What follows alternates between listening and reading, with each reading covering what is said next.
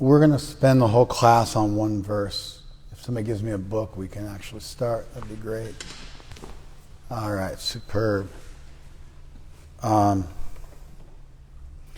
I don't do this. Normally I favor that we go over a number of verses together.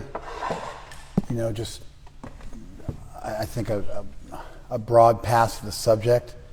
Well, okay, in general, when you go to a Bhagavad Gita class, nobody actually knows what the text says. Nobody bothers to learn any Sanskrit. And generally people just use the Gita as a way to give whatever class they want to and talk about whatever's on their mind in the moment. So you might as well just have them give you a class and tell you what they think. Do you guys follow that? It's actually more intellectually honest. If you sit down and say, hey, here's what I'm thinking of, you guys came to hear me speak, let me share what I'm thinking of. It's more intellectually honest because at least you have to stand on your own 2 feet and make arguments for your position yourself. Does that make sense? It would be great if you weren't sitting right in between the 2 phones. That's up to you, but if you sat over here somewhere or maybe next to your good wife or wherever, it'd be great. Otherwise, I'm like stuck in between those 2 things. It's like a rough look for me. And I end up not looking at you and I feel bad. Okay. And then Justin moves so that you're not right directly behind him. So I can see you too without getting in front of that bearded fellow behind you. You guys can figure it out, I'm sure. Okay. So, yeah, you got to sing for your supper and say, this is why I believe what I believe in, and here's what I'm representing it. And you can, try to persuade the person to see your line of thinking. That's honest. Why do people lecture from the Gita? I think because it provides them with some cheap authority. They assume ignorance about the text on the part of their audience, and then they just use the text as a springboard to launch into whatever they happen to be thinking of. And it lends them some authenticity. You quote old stuff and people assume that what you're saying is legitimate. Like if you go on Instagram, everybody writes a quote and then puts Buddha's name beneath it, Like buy a Prius, Buddha, Dhammapada, like it's something like that, And so everybody just does that. They quote some authority. Stuff Albert Einstein never said, stuff Buddha never said, stuff Socrates never said.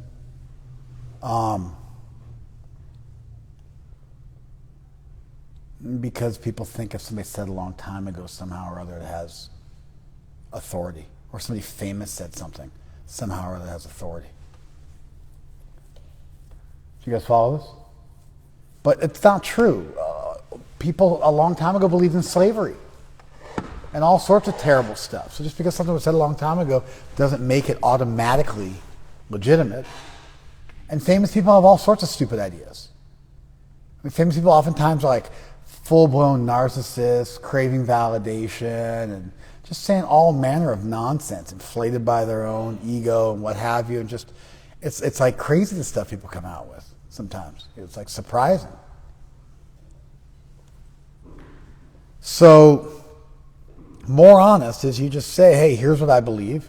And here's why I believe it. Here's my math. Take a look at it. And judge for yourself. Does it make sense? Just like people say, hey, are you judging? Are you judging me? So I love it when people say this to me. It's like checkmate in my favor. You ever want to lose an argument with me? Say something stupid to me like, are you judging me? Because by the very act of saying, are you judging me, you just judged that I was judging you, and therefore you're a hypocrite, it's a full defeater, you are guilty of exactly what you accused me of, and you were too stupid to notice that you stuck your foot in your mouth. So you've shown me a combination of naivete and arrogance and just foolish logic all wrapped up in one. Do you guys follow this? Secondarily, you've shown that you're crazy lazy. Because what you should really say is, I disagree with your judgment. And I would draw the line of demarcation of where something is wrong differently than you. You have judged that person because they are dressed poorly. But I look to the substance of a person more than how they present with their dress. You judged a person because they're not the same color, skin as you have. But I judge a person more by what's in their heart rather than by the color of their skin. If you want to accuse someone of judging, what you really mean is you're judging that person unfairly. Because obviously, like if you judge that you should stop a murderer from murdering somebody or stop somebody from abusing somebody, that's an acceptable judgment. So all of us have versions of judgments which are acceptable and versions which aren't acceptable. And so when you say, are you judging, you're really just being too lazy to actually spell out why that person is making an unfair judgment given the circumstances. Did you guys follow that? It's just cheap. It's cheap. So the person shows they're a hypocrite, and they also show that they're just lazy. They're intellectually lazy. I think there's something similar going on when most people give class on the Gita, or even when most people study the Gita. Regularly, I'll say something to somebody, and I tend to be a somewhat meticulous speaker. And so usually I assume the person isn't able to follow what I'm saying, which upsets my gurus. If I'm talking about something with my guru, sometimes I'll start to repeat myself, and they'll be like, hey, I got you the first time. Like, don't bother repeating yourself. I followed you. You're like wasting my time now. But usually when I'm speaking, I assume the person doesn't get what I'm saying, and so I repeat myself multiple times over, and then usually I'll say, have you understood me? Can you repeat it back to me in your own words? Make sure, clarify what you've understood, and we can move forward. And then they will, 75% of the time, butcher what I've said in a substantive way. Maybe get a couple of points right, but just add in a whole bunch of stuff I was never intending. Sometimes it's good stuff. Sometimes it's stuff I hadn't thought of that's worth mentioning, but it's not coming from me, it's coming from them. It's just something they had stewing around in their mind, and somehow while I was talking, they were having like a little kind of masturbatory fantasy thing going on where they were just like thinking of what they wanted to say instead of hearing what I was saying, and then, charitably, they say, oh, you meant this or that, and they're like, improving on my argument and giving me credit for it. Did you follow? Of course, half the time, does that make sense? Although half the time, they'll butcher it and just do a terrible job and go down some terrible road and just it doesn't make any sense whatsoever. So it's not that every time they're being charitable and helping me out. More than half the time, they do a terrible job, and we got to start over from scratch. And I guess, okay, here are the 3 places you misunderstood me. Here are the main points I wanted to make. Here's how you missed the main points. You guys, anybody who's hung out with me has watched me do this, and generally speaking, you've watched me do it with you, repeatedly.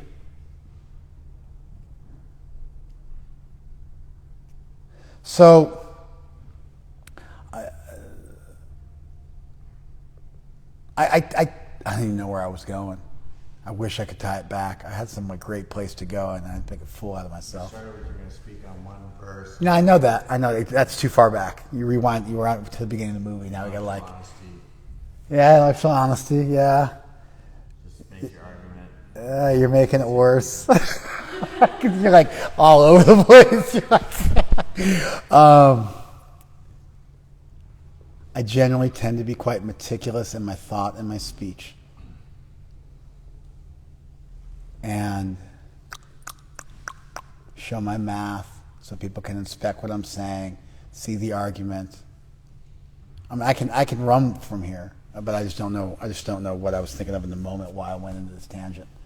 But that's okay. So when people give class on the Gita, I remember.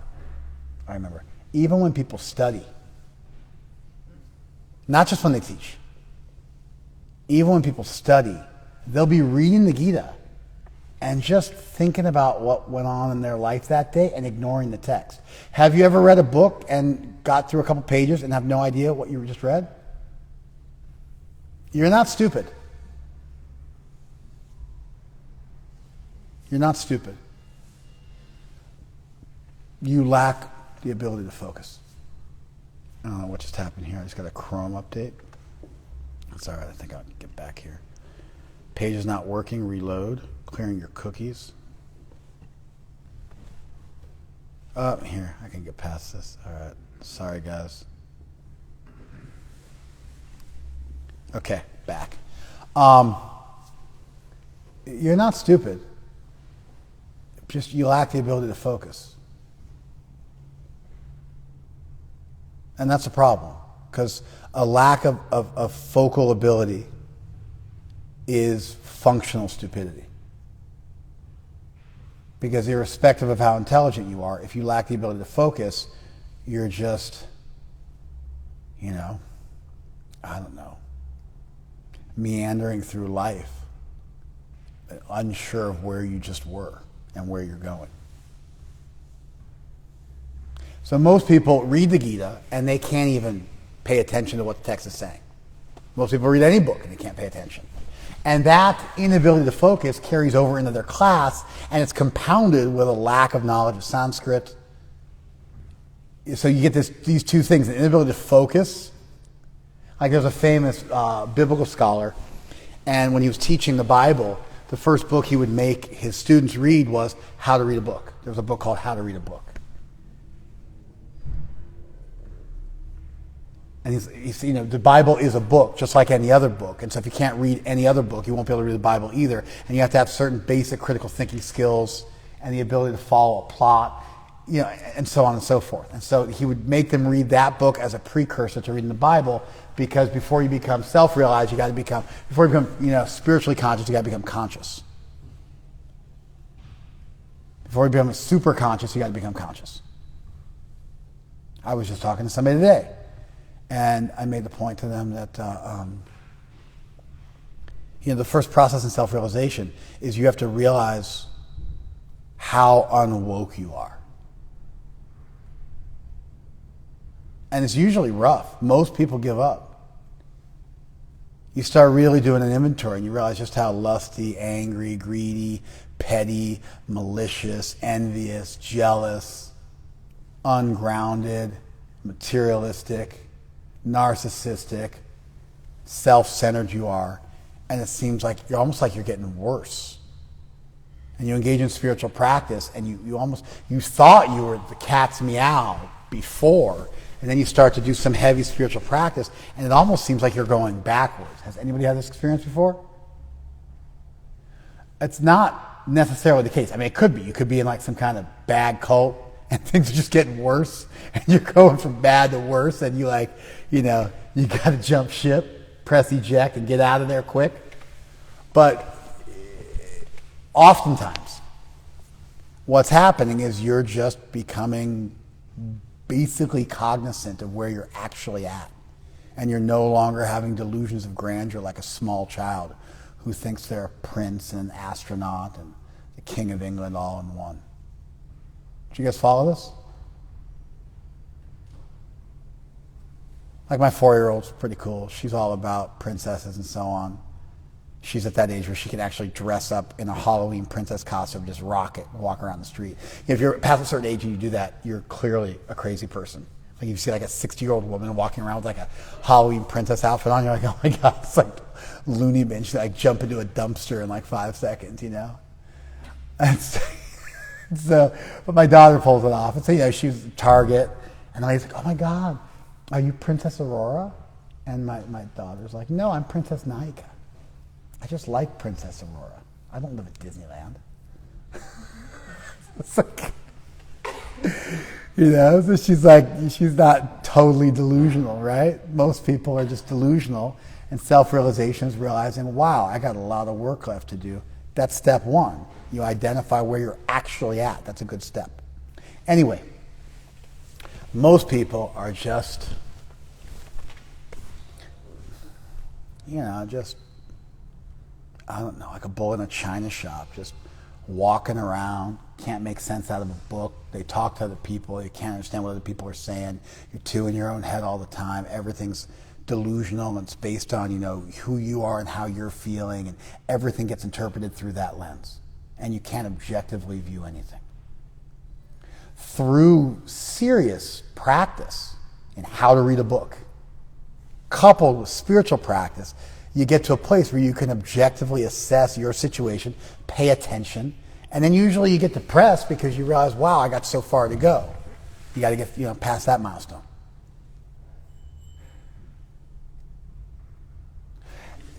That's the problem people have reading.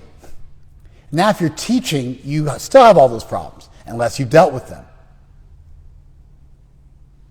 I'm always a little weirded out by the whole idea that, AA doesn't make any demands of somebody before they become a sponsor.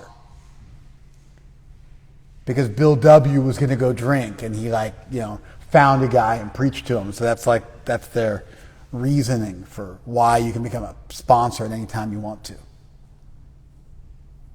That doesn't make sense to me. If I need a sponsor because I'm addicted to something, I need somebody who is actually successful at giving up the addiction.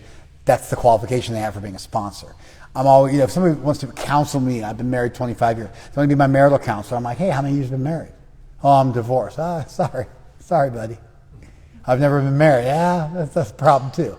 I'm 23. I've been married 6 months. Yeah, I'll counsel you.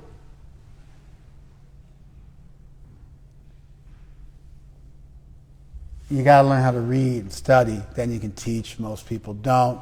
So they end up just telling you what's on their mind. It would be more woke and more intellectually honest for them to just give class on whatever they were thinking. But there's this process of wanting to validate what you're saying and co-opt other things, almost like politicians. Like you're walking by a politician walks into a pancake house, where they're serving homeless people pancakes. I mean, you can serve non-homeless people pancakes, but whatever. Some soup kitchen. And they walk into the soup kitchen, shove people out of the way, grab a spoon, stir a pot while looking at the camera, and then boom, they're out. Walk past a baby, pick up the baby, kiss the baby, throw it away. On the next, you know what I mean? Everything is a photo op. Everything is an opportunity. You know what I mean? They're like, we heard you were just convicted of rape and murder, and they give them the camera and they go, and that's why my 3-point plan is going to save this country. You know what I mean? Go Chargers. They hand the mic back. Just anything that's said, any discussion, it's just all one-liners, photo ops for them to push their agenda and their platform, and they don't really care about anything else that's going on in the rest of the world. They're just on topic, and that means they ignore everybody they're talking to. That got Bernie Sanders into trouble because people would ask him questions, he'd sit down and actually answer their questions and get into it, get into whatever they wanted to talk about, and it made him an unattractive candidate because he wasn't clean for those little nifty sound bites. You follow? Because everybody's got ADHD and nobody can focus for more than 2 seconds. And so, what's Bernie Sanders' campaign slogan? Feel the burn. No. That's a meme. It's terrible, but that's what people remember. Some random meme they read on Instagram. Instead of his actual campaign slogan, a revolution's coming, which is also a terrible campaign slogan because who wants a revolution? We live in the US of A, for crying out loud. Who wants a revolution? Maybe if we're in Cuba or something like that, but I mean, you're not going to win a lot of popularity. In contrast, what's Hillary Clinton's campaign slogan? She had 4 of them. They all sucked. I can't remember them. What was Donald Trump's campaign slogan? Make America great again. So good. Right? Make America great again. It's the greatest campaign slogan practically anybody's. Change you can believe in. That was Obama. I mean, these are slogans worth remembering. Because that's all people remember. It's just a random slogan. A one-liner, because nobody has the ability to really think deeply about a subject.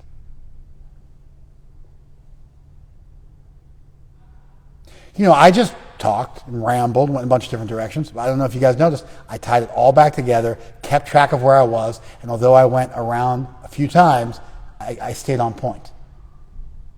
Did you guys follow that? And here's what you got to learn to do. I talked about how people give class and just say whatever they want to. I talked about how I was intellectually dishonest. I talked about how they were looking to authenticate or co-opt an ancient teaching, how ancient teachers got stuff wrong too, and famous people are oftentimes idiots. I then segue into they don't know how to read. You got to learn how to read a book. And why is it? They lack focus. That masquerades as stupidity, but it's really a lack of ability to focus, and how that's really problematic. He can't even talk to such people because they end up just thinking about things from their own point of view. I had that happen to me today. I have it happen all the time. We have to learn how to focus. We have to learn how to pay attention to other people, to a book. It's basic lessons of life. And you got to teach. You got to learn how to learn before you learn how to teach. And the first step of becoming woke is realizing how bad you are at this stuff. Then I brought it back to some qualifications required for a teacher. And I gave some examples of how people are unable to remember much. And I gave you some campaign slogans. Did you guys see that? That's what you got to learn how to do. You got to train your mind.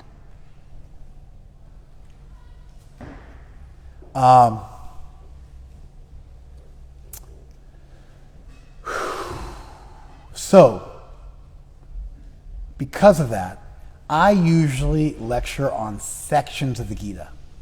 5 or 10 verses where a question is asked, or Krishna gives a complete answer, which then gives rise to another question, or Krishna gives a complete answer on a subject and then segues into another subject, and I'll stop so we get a clean run of 5, 10, maybe 15 verses that are a complete thought between Krishna and Arjuna.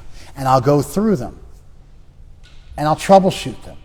And I'll be focused on the basic flow of the text, the basic meaning of the words in the text, some standard questions that a person would have if they were to ask, contextualizing it, something about the language, about the grammar, the culture, historical details which are mentioned, etc., etc. And I try to make it come to life for everybody. We're not going to do that today. We're going to lecture on just one verse today. And the verse is somewhat thick. And so it's because this verse, it's not a red herring, but it's a standalone. I mean, it does go with the subsequent verses, but it also stands alone.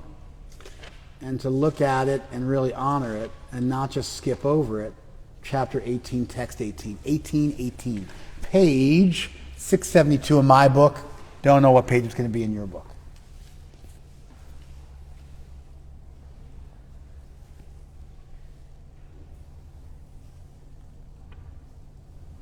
All right. There's 2 lines of text here. Jnanam gyayam parigyata trividha karma chodana. Chodana means motivations. Karma chodana.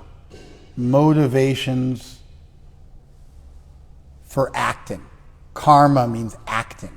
We think karma means reaction. In Sanskrit, karma means action. Karma, pal, means reaction, the fruit of karma. But the actual act is karma. There are 3 motivations for acting. Or Prabhupada here renders it as impetuses. That's also a good rendition of chodana. So there are 3 reasons to act, 3 motivations to act, 3 impetuses to act. You follow? See what I'm doing here? I'm giving you guys multiple terms to help you understand the definition of the words which are being used. There's 3 reasons or motivations or impulses that make people act. Okay, what are those 3? Jnanam gyayam parigyata. Trividha, like tree, like a tricycle. Trividha. There are 3 divisions. So the word 3 or tree, like a tripod or a tricycle, same here. Tree in Sanskrit, same root, means 3. There are 3 types, 3 kinds, 3 divisions of motivation for acting. Trividha karma chodana. What are those 3? Jnanam gyayam parigyata. Jnanam gyayam parigyata. Jnana means knowledge. Gyayam means to be known. That thing which is to be known. In other words, the object of knowledge, the thing that you're trying to know. Do you follow that? So I can,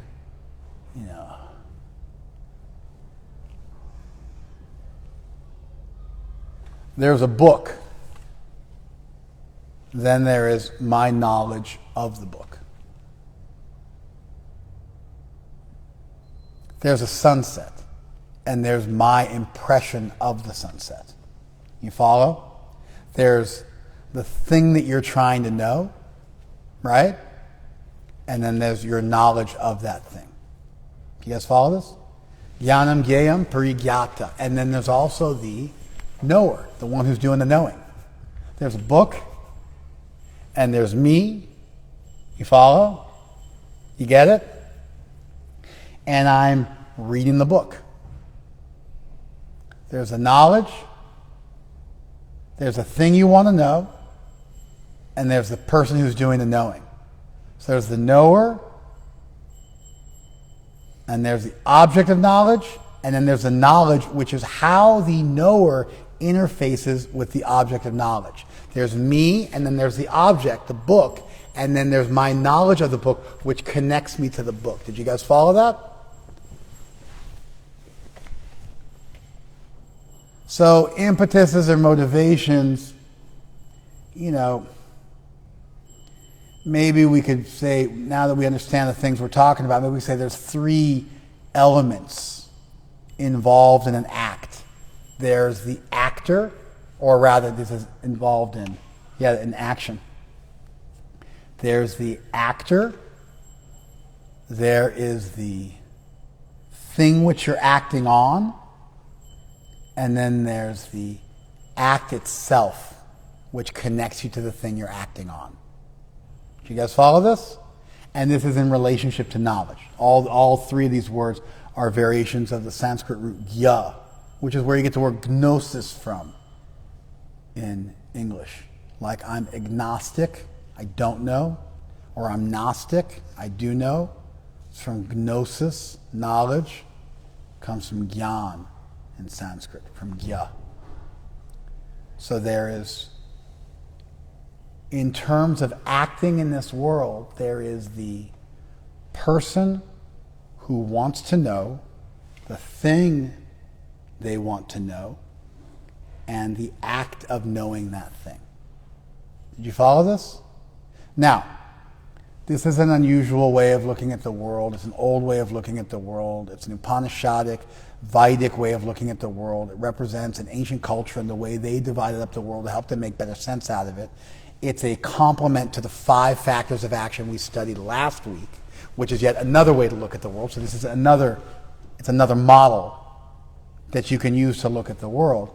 But despite the fact that it's old, it's archaic, it's from a different culture and a much different time, and half a world away, thousands of years ago, I'm contending that these are the same kind of people as you and me, only they're super brilliant, and they are trying to convey to you the way they look at the world, which I think still has value. There are things in this world that I want to know or do or see or engage with in some way. There's myself, the thing I wish to consume, the thing I wish to engage with, and then there's the act by which I engage with that thing. Do you guys follow this? It's a very simple way of looking at the world, but it's insightful. I want to deal with somebody, and how am I going to deal with you? Am I going to speak to you? Am I going to look at you? Am I going to talk to you? Am I going to listen to you? Am I going to speak to you or listen to what you have to say? I'm just going to look at you. Who are you to me? What is that to me? And how do I want to interface with it? And what's its utility to me? Or how do I want to be involved with that thing? There's some insight in this. It's a very simple way of looking at things. And it forces you to examine your motivations for why you want to engage with that thing, the way in which you want to engage with that thing, and it makes things real quick. Do you guys follow this? Okay, let's keep going. We're going to spend the whole rest of the class on this verse. Karnam karma kartiti trividha karma sangraha.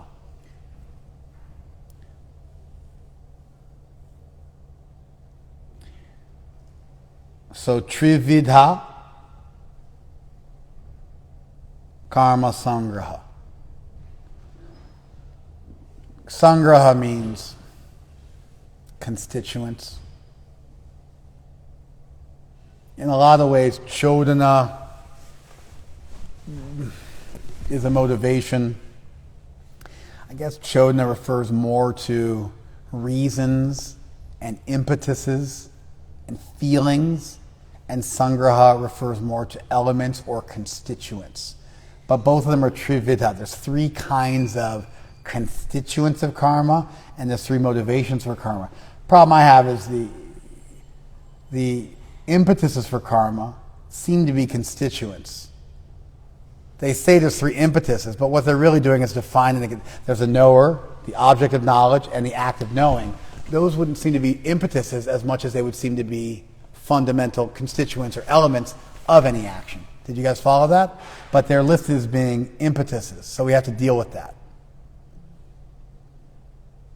So the word indicates more of a feeling or a reason, but the things that are being described by that word would seem to be, like if I said, there's three kinds of birds. There's kangaroos and, buffaloes and, human beings. It would seem like none of those things are birds. They would all seem to rather be mammals. I think marsupials are still mammals, I'm pretty sure. But it would seem like those are three kinds of mammals. So even if I describe as birds, it doesn't really seem like they're birds. It seems like they're three kinds of mammals. Do you guys follow that? So say these are three impetuses, but it would seem like that's more three ingredients. And now karma sangraha is karanam, karma, karta. Karanam, karma, karta. Karta means the doer. Karta is the person who does kri. Kri is where you get the word karma. Kri is the verbal root for to do, just like ya is the verbal root for to know. So these are three things to know, three things to do, three actions of knowledge, three actions of action, although they're both described as being elements of action. It's not like this is jnana chodana, motivations for knowledge. It's karma chodana, impetuses for action. Are you guys following this, or am I losing you? No. Thanks for asking, if you could ask. So it would seem like they would be saying there's three types of knowledge, there's three elements of knowledge, there's three elements of action. That would be clean. But it says there's three impetuses to act and there's three constituents of action. So what are the three constituents of action? Karna. Karna means the causes. Although the word means causes, it really means the senses in this context. Karna means the senses. Karma, the act. And karta, the actor. So again, it's three things. You have the actor, right? You have the action. And how do you accomplish an action? Huh? Your senses. Through your senses. So if I, actor, want to walk, action, how do I walk? With my legs. I want to read. How do I read? With my eyes. And so the senses are a critical feature of any action that you take. So you have the knower or the actor, right? You have the thing which is to be known, right? Or the action, okay? You following this? And then you have the knowledge or the senses. Let me do that again. I butchered it. Let me say it again. Sorry. You have the actor or the knower. So I know this book. I walked to the store. That's karta and that's parigyata. Those two match up perfectly. Do you follow that? Right? Then you have the action. You have the action, which would appear to match up with the knowledge. I'm walking to the store. I know the book. Those two things seem to be related. Do you guys follow that? They seem to be related. And then finally, you have karanam, the senses by which you act, or jnanam, the thing which you know. So that doesn't really go together, even though it seems like it should. So let's try it again. I think I'm losing you guys. I'm kind of losing myself, but not really. Let's try it one more time. I know something, or I act. I'm the subject. Do you follow? This, by the way, karchi karaka is the subjective nominative case in grammar. And so it refers to the subject of a sentence. So there's the subjective, accusative, and instrumental cases in grammar. I, subject, went to the store. To the store is the accusative. You follow? And then I went to the store with my friend. That's the instrumental. And so there is the instrumental case is when you do something with something. It's called karanam karaka. Anyway, these three words are three cases in Sanskrit grammar. And so they refer to when you do something with your senses. So based on the way you break down Sanskrit grammar, and I'll come back to this and we'll nail it, but here we go. I am a knower. I'm also a doer. That's the last word, parigyata and karta. You guys get that? Right? Okay. Then there is that thing which is to be known, the thing I want to know, right? Or there's the thing I want to do, I'm doing. So now the thing to be known matches up with the action. So gyayam, that which is to be known, matches up with the action, that thing which is being done. So now I have I as a knower or I as a doer. What am I knowing? I'm knowing the book. What am I doing? I'm doing some action. You guys follow this? Now, how do I know the book? With knowledge. How do I accomplish action? With my senses. Did you guys follow that? I as a knower, I as a doer. I as a doer am doing an action. I as a knower am trying to know a thing. How do I know a thing? With knowledge. How do I do an action? With my senses. Did you follow this? So now you have almost a lesson in grammar here. This is actually a lesson in grammar, in the grammar of any language, with your subjective, accusative, and instrumental case. The person, that's the subject of a sentence, the object of a sentence, that's the accusative, and then the instrumental, how that thing is being done. And so you have your lesson in Sanskrit grammar, and of course any grammar. And a lesson in grammar is a lesson of how we symbolize and codify and describe the world in which we live. Therefore, a solid grammar is going to describe the world in which you live, because the purpose of grammar is to codify formally for a given group of people a way to talk about what everybody's experiencing. Do you follow this? So there's a natural link between grammar and reality, because grammar is intended to formalize and allow people to communicate about the reality in which they live.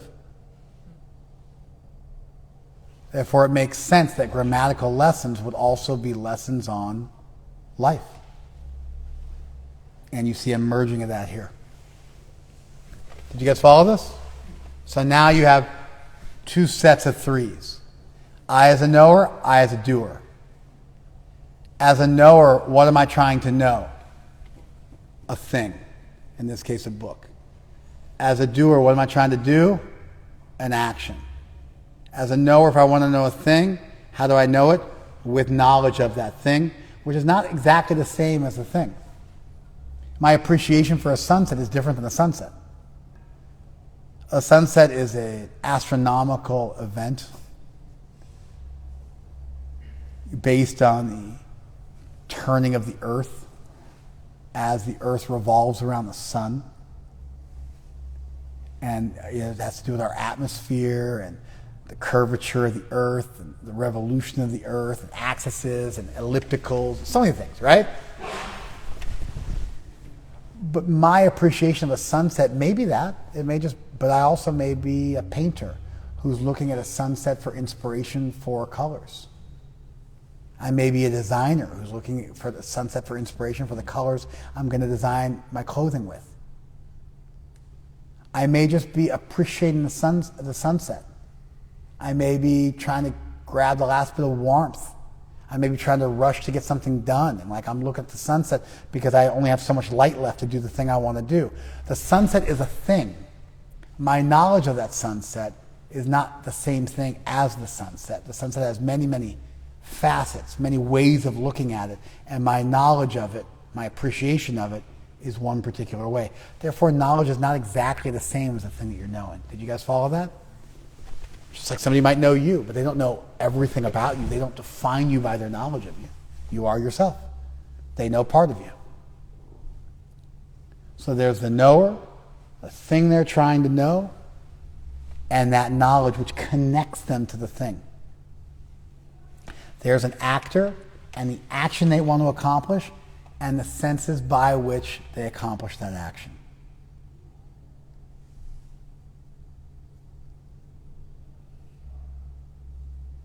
Do you guys follow this? The value in this, based on the previous verses of the Gita, is to inspire you not to just be in this world, but to give you some perspective so you stand apart from the world as a shrink. You guys know how we call psychiatrists shrinks? Do you ever think, you know why we call them shrinks? Because they shrink your brain? They simplify your problems. Yeah, they shrink your problems. Hopefully they don't shrink your brain. That would be weird. I don't know. There was a time when psychiatrists did shrink your brain. It was during the lobotomy phase of psychiatry, where there was a famous dude. He gave people a lobotomy, lobotomized thousands of people over his long career, up until the 50s. He was lobotomizing people with a spike. And it was just, solving all their problems really quickly. You can Google it, the history of lobotomies in psychiatric care. Surgical lobotomies.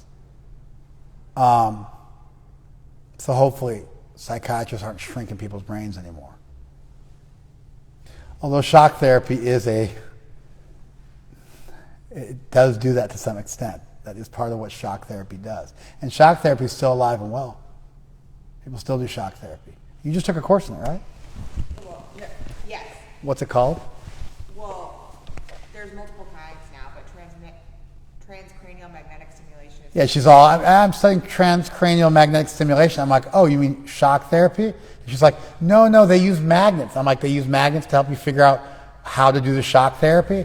Is there electrical stimulation involved? And she's like, yeah. And I'm like, okay, so shock therapy? She said, yeah, but it's way different than previous shock therapy. But they're still putting currents through you. She's like, yeah, but it's guided by magnets, so they know exactly where to do it. I'm like, okay, great. It's targeted shock therapy. And she was like, you were kind of stunned when I pointed that out to you. Because people use fancy words for stuff, and then you don't actually think about what you're doing. And when I dumbed it down, I was like, hey, you're studying shock therapy. I watched you do it. You don't remember this? Oh, no, I remember. So what's your defense? I personally didn't want to do it for that reason.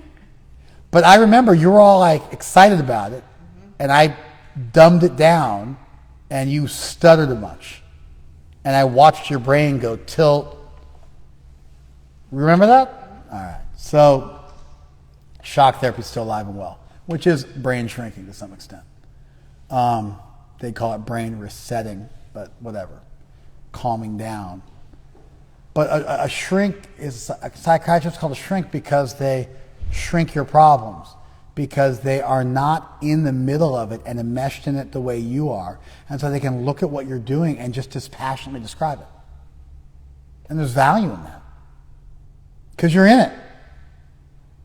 You know, like you have a sniper and you have a spotter. And the snipers used to focus on killing people. And so the spotter's telling them, wind is this much, adjust for this, adjust for that. Curvature is going to be this much of the earth. Sometimes with a real long gun, you actually take the curvature of the earth and the bullet flies on an arc.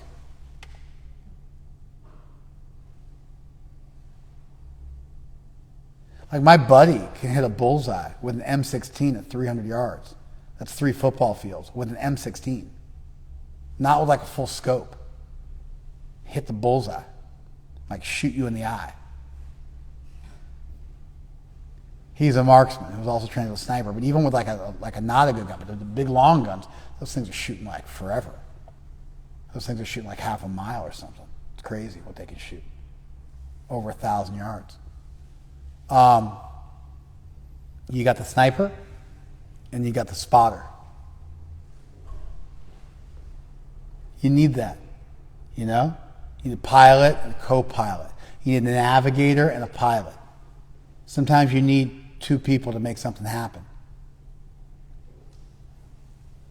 And there's value as you're enmeshed in life, as you're, slaying dragons, whatever it might be. You need somebody, like a charioteer, like Arjuna was fighting. He needed a charioteer. Charioteer doesn't fight. He's driving. He has to drive. You getaway driver. You got your crims who are committing the crime, and you got your getaway driver. 2 different jobs. And so you're moving through life, and you're in it, and you're vexed, and you're bothered, and you're bewildered, and you're confused, because you're in life with all of its stresses and problems. And then you find a shrink, and they go, oh, yeah, you're dealing with this issue because of this, and remember this, and this happened, and you're projecting here, and you're transferring there, and you follow? Oh, it sounds like you feel guilt. It sounds like you're angry.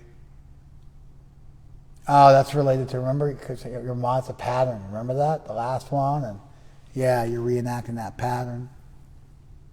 And they just shrink your problem down. Little desensitization training, little big picture, cognitive reframing, little help with your behavior, pointing stuff out to you. And there's value in that. Because they're far away and they look and it's just small, it's shrunk down, it's easy to see from a distance. You can see what's going on. Because they're far enough away from your situation that everything becomes really clear to them. Because they're seeing it in miniature playing out at a distance. That's why, like in a traditional wartime scenario, the generals stood up on a mountain. And they watched the phalanxes of soldiers marching into battle and people just getting crushed. And they're like, oh yeah, and they're waving fans and, 1,000 soldiers marches in and 300 of them are killed. And they wave another fan and a support group comes in at the flank to support them. And the whole thing is just, they're not in the thick of it. If they're in the thick of it, that's a problem. If they're down there fighting with their soldiers, then who's telling the people what to do? They got to be aloof because they got to see the movements. And they got to be super dispassionate because they're ordering people to their death. Stakes are high. There has to be some aloofness. Can't get too into it. That's why you can't get too into your patients. Their problems become yours. That's part of like what they pay you for, is for their problems to become yours. But they can't become yours so much so that you get lost with them. You got to be connected to that rope, so when it comes time, you can pull everybody out. You jump into the hole with them, and you're muddy, but then you got to be able to grab a hold of them and yank on the rope, and then have the rope pull you guys up. You got to be aloof. This verse is intended to create some distance between you and the world you engage with. There's not a sexy body anymore. You follow? There's an object of knowledge. You get it? You understand? There's not like, like I'm going to fight for my life. There's an action.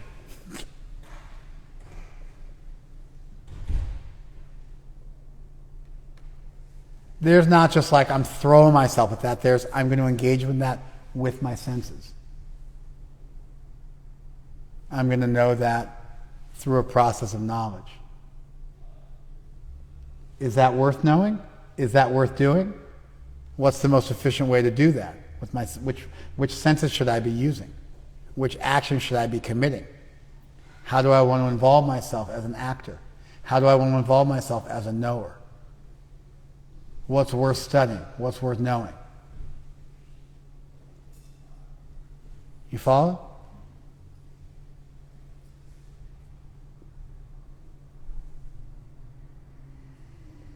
Does this make sense? I was just watching Billie Eilish. I don't know why, but I was. I saw an excerpt of an interview she did. I wasn't watching Billie Eilish. I read an article about Billie Eilish. She was on the Howard Stern show, which I didn't even know Howard Stern was still alive. I mean, he's been around for way too long. The guy's probably been embalmed with formaldehyde, and they've just got it's some kind of what you call that? No, yeah, like a ventriloquist operating his corpse. But he looked like he was on death's door decades ago. But anyway, he was meeting with Billie Eilish, and she's like, yeah, I ruined my life with pornography. I was really impressed at how honest she was. She's 20 years old, just hosted Saturday Night Live. And she's like, yeah, I ruined my life with pornography. I got into pornography at the age of 11. By the time I was 14, I was looking at the worst images out there. I got a totally messed up conception of what sex was like, such that the first few times I had sex, I did terrible stuff that I really regret. Because I thought that's just what it meant. It meant violence. And she's like, I can't stand that people are glorifying pornography. It ruined my brain. It destroyed my brain. I was being the fanatic Christian evangelist I am, I was like, go girl. I was super impressed. She spent a lot of time studying something that wasn't worth knowing. She spent a lot of time focusing on an object of knowledge that wasn't worth engaging with. She gained a lot of knowledge about an object of knowledge, but if she said, is that object worth studying? No, it's not. You get it? You look at an object and you're is that worth knowing? That's not worth knowing. Turn the page. That's not worth knowing. I don't want knowledge of that bouncing around in my head. You get it? Is that action worth doing? No, I'm not going to engage. Should I throw myself at that action? Nah, let's let it go.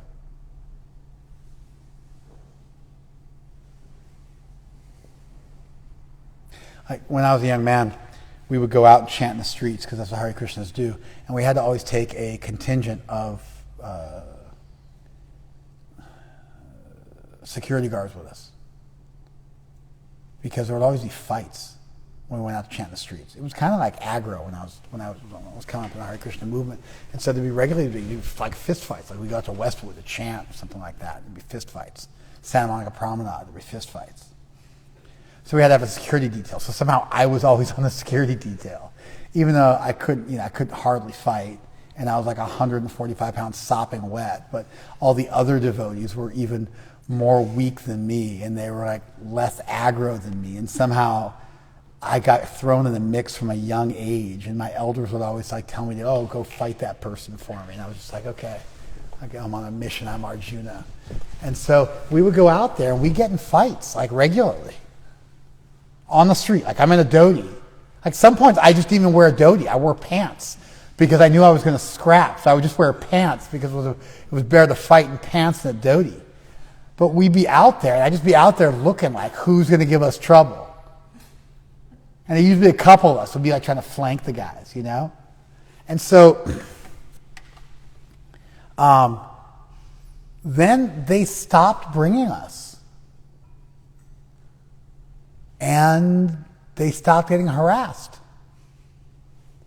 And I had the realization years later that we were creating the problem.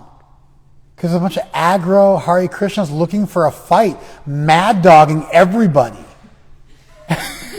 So normally, we just do our thing and chant like, oh, there's these peaceful Buddhists doing some weird music, and kind of a cross between Buddhists and Salvation Army. You guys don't know this, but the Salvation Army used to be a bunch of Christian musicians who would go out and sing and do psalms in public, like a Christmas carol type thing, but all year long, based on a statement in the book of Psalms in the Hebrew Bible in the Old Testament that says that the devotees of God will go out in the streets with drums and cymbals and chant and pray.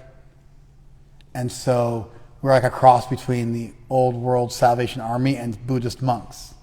And people just like let us go and no big deal. My parents used to watch the devotees when I was a kid. When I was a little kid, my dad was doing his graduate work at UCLA. My parents would go out to Westwood, and they said I would always want to watch the devotees, and so they would hang out and watch the kirtan. So I grew up like as a little kid. My parents, they take me to McDonald's afterwards or whatever, but I would watch the kirtan. I mean, I know from them. This is before I even have a memory. So it's like 2-3 years old. So, I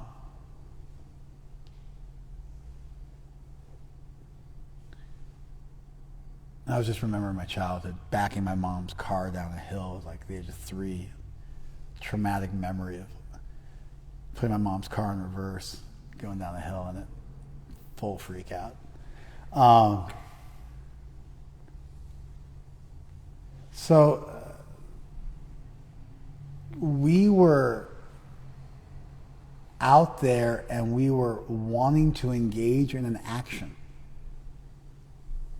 And therefore, we found we had to engage in that action because it's what we were looking to do.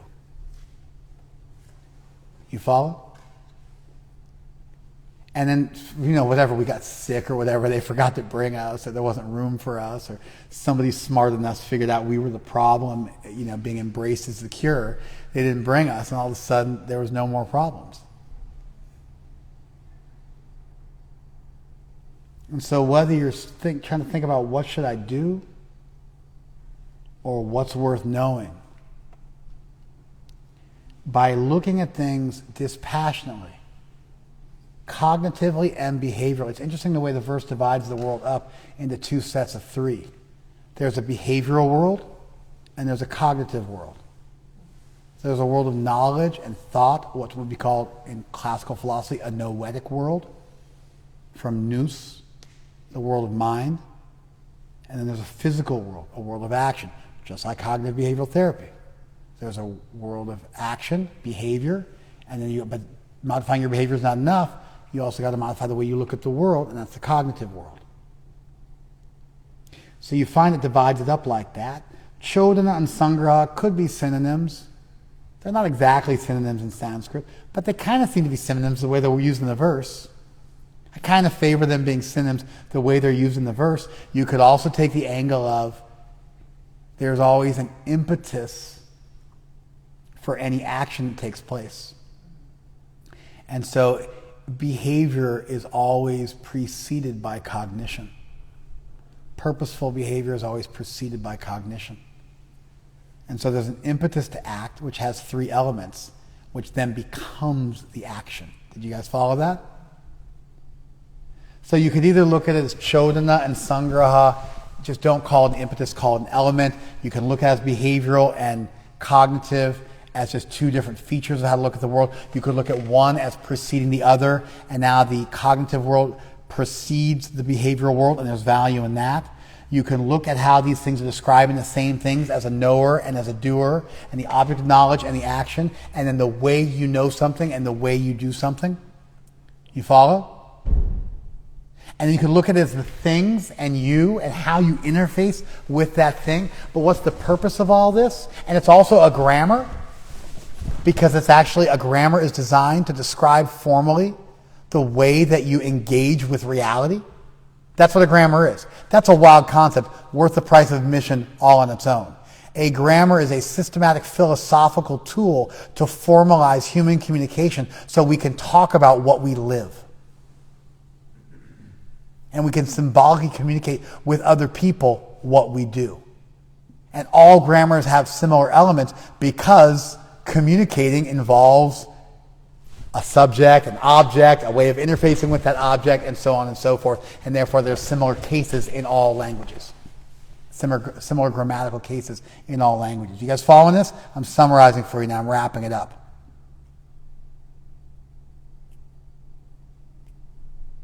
And so what's the value of this? It's interesting, but what's the value of it? The value of it is it creates distance between you and the world you're enmeshed in. So you can step back and look at the world. And not just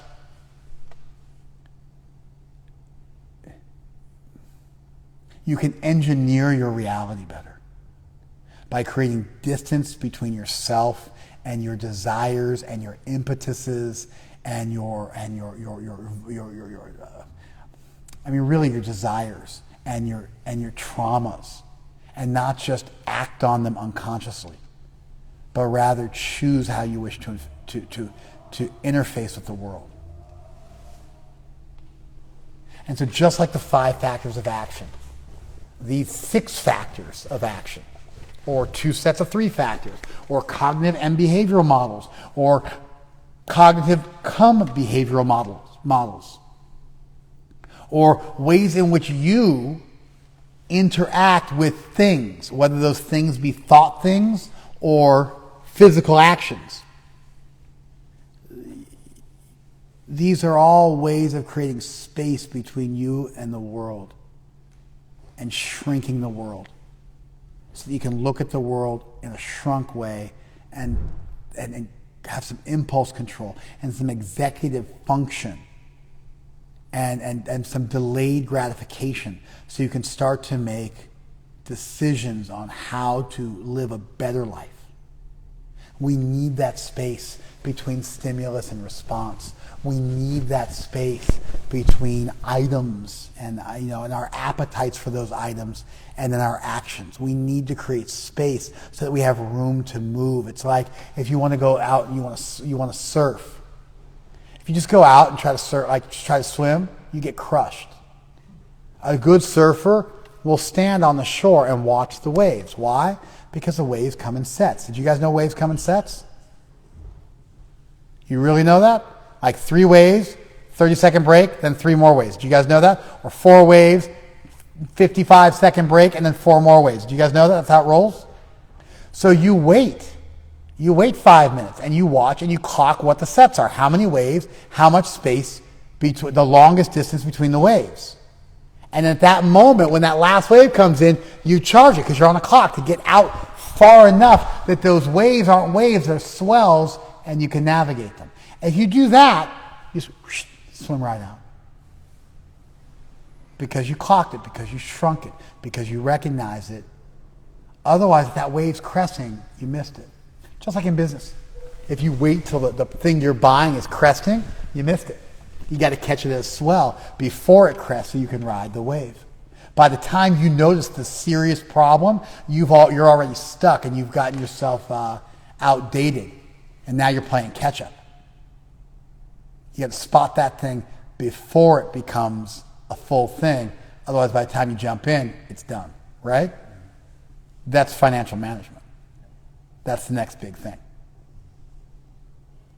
This is life. Distance, dispassion. Viktor Frankl, the space between stimulus and response which belongs to us, where we get to choose how we're going to respond to reality. And here's Krishna doing the same thing. Did you guys follow that? I'm highly doubtful. I'm super doubtful. I'm pretty sure I could go through the entire room and none of you followed it. But I'm going to summarize it for you now, myself, so that I'm forced to essentialize the knowledge. Krishna's laid out 2 sets of 3, that's 6 things. They go together, so they're really 2 sets of 3, and it's 2 ways of describing things. A cognitive and a behavioral way. You can look at it as cognition precedes behavior. That's a great way of looking at it. You can look at it as the way we act in terms of acquiring knowledge and thinking about things, and the way we act in terms of doing things with our body. There's the actor or knower. There's the action or the thing you want to know. And then there's the senses by which you accomplish that action, or the knowledge by which you know that thing you want to know. All of this is designed to create space between you and the world in which you live so you can start to engineer things and have executive function and delay gratification and make better decisions. Interestingly, these same words, karanam karaka, karma karaka, and karchi karaka, are the instrumental accusative and subjective cases in grammar. Why is that? Because a grammar describes reality. And as Krishna is trying to describe reality to us in a way that helps distance us from that thing and shrink things for us, he uses these cases, but uses them in a philosophical way.